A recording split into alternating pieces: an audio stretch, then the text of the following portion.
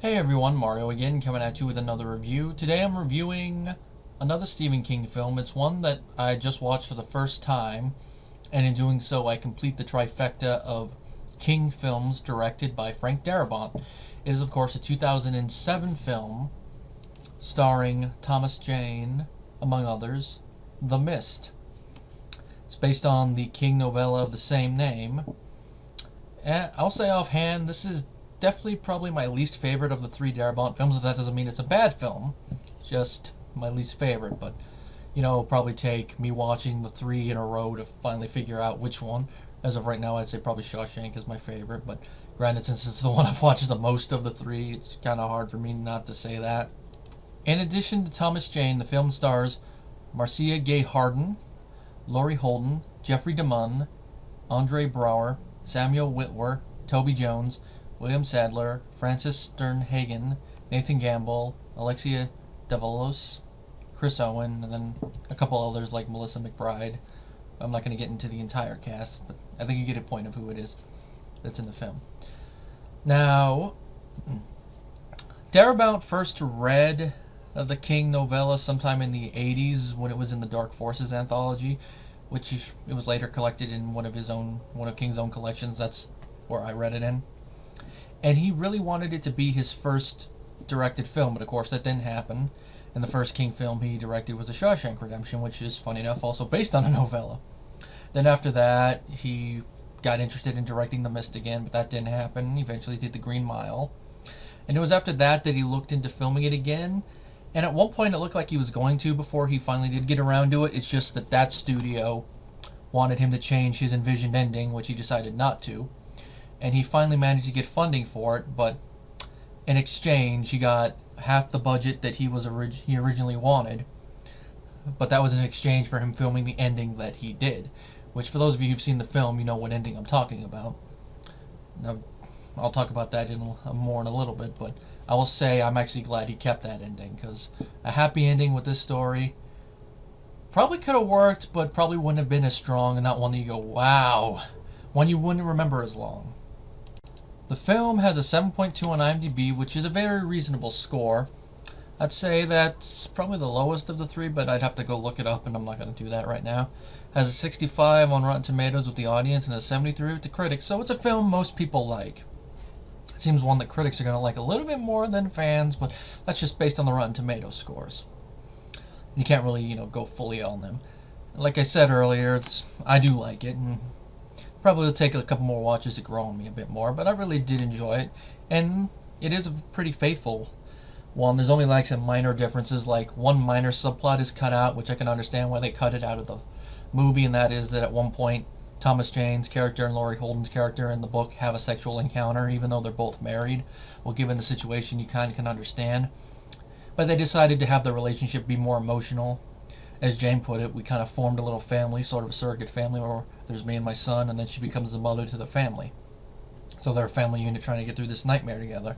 And I think on film that works a little bit more than having Jane and her get physical.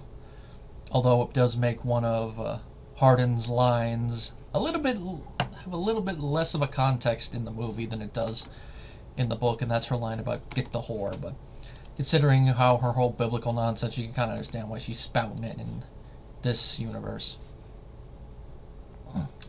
Anyway, the plot of the film is that it starts the morning after a violent thunderstorm. We're introduced to Jane's character, David Drayton, who is a graphic artist, and we see he also designs movie posters, and which, looking at his room, it's nice. You got a little Easter egg of the Thing poster on the wall, another little Easter egg in the work he's doing. It's kind of a little in reference to the Dark Tower trilogy. Not trilogy, series, excuse me. It was a trilogy at one point, but makes me wonder if they actually sell that picture he's drawing as a poster. If they do, I'd love to get that. It'd be a nice little poster for the wall. Anyway, him and his wife, Stephanie, they check the damage, and they find that a tree that his grandfather planted has fallen over, as well as a tree that belongs to his neighbor Brent Norton, who's played by Andre Braugher. And that tree demolished their boathouse and landing pier. With this, we can see there's a little bit of a tension between them and Brent, which does come back up once they go to the store, especially considering they have to take Brent with them. Anyway, they go to the store, and while they're at the store, a mist that they had seen earlier coming across a lake begins to come close to town. And it's at that point that Damon's character Dan Miller shows up running in, with blood on him, going, "There's creatures in the mist! There's creatures in the mist!" And soon the mist covers the entire shopping center they're in, and whoever goes outside gets attacked by things that are out there. And it's from there that they're going to have to try to figure out a way to get away while also dealing with creatures. Like, there's these weird tentacle things that have, like, these weird spike things that come out. Kind of imagine a squid tentacle, but with differences. There's even spider creatures they see when they try to go to the pharmacy next door. There's these giant insect creatures with stingers, and then there's these weird bat reptilian creatures, which, even though they look like they're CGI, they kind of have a little twerk to them that make them look like they're a little tribute to the stop motion animation work of people like Harryhausen. And if it's stop motion, it's done in a way where it's like, oh, they integrated it well. Because the insects definitely were CGI, but these things, they just have a little quirk to them. I don't know if it's just me who's observing this. And of course, they, with all this, they got to deal with their own tension, especially considering that Hardin's character is a religious fanatic and starts doing the typical thing about Armageddon. God is punishing us. This is what our punishment is. And as this plot goes on and things start happening, she starts to get more and more people to her side, and in the end, a couple of the people, mostly Jane's character and a few of his friends, have to get out of there and contend with that. That's, the line I mentioned earlier, "Get the whore!"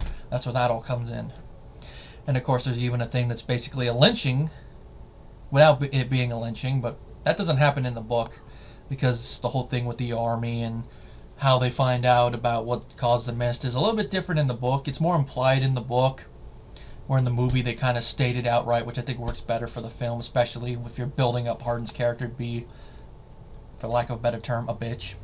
One interesting little fact is apparently Frank Darabont originally wanted the film to be shown in black and white.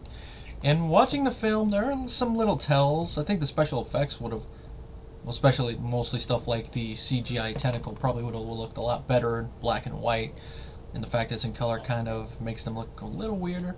I can just imagine how that one creature, the one I mentioned that kind of looks like it's a Harryhausen tribute, would have looked in black and white. I think the film's atmosphere and tension would have been a little bit better in black and white, but that's just me. And apparently, in order to help save money and also to get the film shot at least quickly, the producers and Darabont hired the crew from the S.H.I.E.L.D. TV show to shoot the film. And they even did it in A and B units. The people that they used, if gotta scroll down, they used the show's cinematographer, 2 camera operators, their editor, and their script supervisor.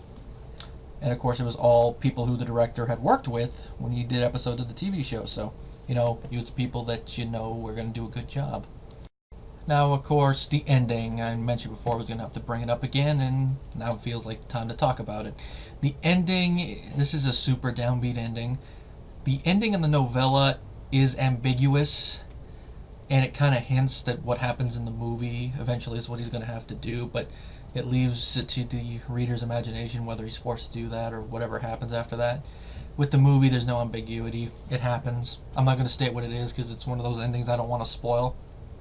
But like I said earlier, it's one that really sticks with you, whether that's a good way or a bad way. But for me, I think it really is a fitting ending for the film. I mean, it is sad, especially for Thomas Jane's character. The thing is, it is approved by Stephen King, so I'll say even if you do disagree with the ending, King himself approved of it. So it's one of those things where, like, okay, he approved of it. Whether you agree with it or not, that's an entirely different story. But it is approved by King. And it's going to come down to a personal thing where you like it or not. Like me, I said I had no problem with it. Though apparently there's one thing Darabont wanted to take it a step further, and that is actually have another vehicle following the one vehicle we do see. And that was basically to be like a big middle finger to Thomas Jane's character, because the second vehicle was going to have some of the other people from the store in it. So it's really a big middle finger to his character. It's like, if only we waited, which you can imagine it's going to add to his anguish even more. Yep. The funny thing is, Darabont also wanted to cut the giant creature, which is one of the most popular scenes from the novella, but he was eventually talked into it. So I guess, with those two things, it's like, you wanted to cut that, but you didn't want to change the ending? Well, think about it. He sat on this book about 20 years, and he probably had this ending in mind the whole time. So, you could see why he would fight for this ending. Though it makes you wonder how the film's ending would be if they had included that one thing. But it's not one of those things that's entirely necessary. Well, before I get too far from the subject of Stephen King, in addition to approving of the non-ambiguous ending, he also admitted to being a little freaked out and scared by the film. And you know that's a good sign if you can actually freak out and scare the author of the source material in which your movie's based. You get the thumbs up there. Another interesting fact, even though this movie was filmed in Louisiana, King admits that he cannot distinguish it from Maine. I guess it's a part of Louisiana that, you can find places that look like Maine. Then again, I've never been to Louisiana or Maine, so I don't know how well it looks, but I guess it's also post-production. You can make it resemble more the location it's supposed to be. And another little interesting thing is apparently King came up with the idea for the novella while in the store one day. Because I guess like the store in the movie, it has an all plate glass front window. I guess he's in line looking at it. He's like, I wonder what would happen if a giant insect landed on there. And then he just went from there. Sometimes just a simple thing, you can come up with a story. In conclusion, this is another great King adaptation. Like I said before, it's probably my least favorite of the three Darabont has directed, and it really does make me wish he would do another one. But that's at present time. It might rise up to number 2. It actually might become my favorite one. It's gonna take a couple rewatches, especially back to back with Shawshank Redemption and The Green Mile. I will say the acting is very great in the film. There's like maybe one character that's like a little bit here or there, mainly the side ones, but all the main ones are good, especially their interactions. And if there's one thing I could say about the film, it shows that in a situation that is, an extreme accident thing, we as humans need to work together. And it also, as the proverb goes, don't underestimate the power of stupid people in large numbers. I would also say and add on to it, don't underestimate the power of scared people in large numbers, especially when someone starts yelling out religious stuff like we see in the film. Though depending on your point of view, that might be scared and stupid, but that's going to be your point of view. The score, I don't remember a lot of it, but I think it went with the film pretty well. Darabont's direction and the cinematography is great, though you could tell at times that it was done by a TV level one, but I think that adds to the feel of the film. It kind of adds like a slight documentary feel to it from what I've read. That's what Darabont was going for. And the ending, of course, like I said, you like it or hate it, it does stick with you, and it does add to the tension of the film, though it makes you wonder if, after, it fades to black and all that, if things are going to get better or if things are going to get worse for humanity in general. But, since we see the military, obviously, I think it's going to get a little bit better. And I think that's a little bit better than the ambiguity of the original novella, but that's going to be up to your point of view. And like Darabont's previous 2 adaptations, it cuts off the fat portions of the story and just keeps the meat. So you get rid of all the little stuff, like I mentioned before, the affair thing, and you just keep the heart of the story. And when you're doing an adaptation, especially one of a novel or a novella, a long piece of literature, that's what you have to strive to do. I give the film a 3.5 out of 5 stars, and it does come with my recommendation.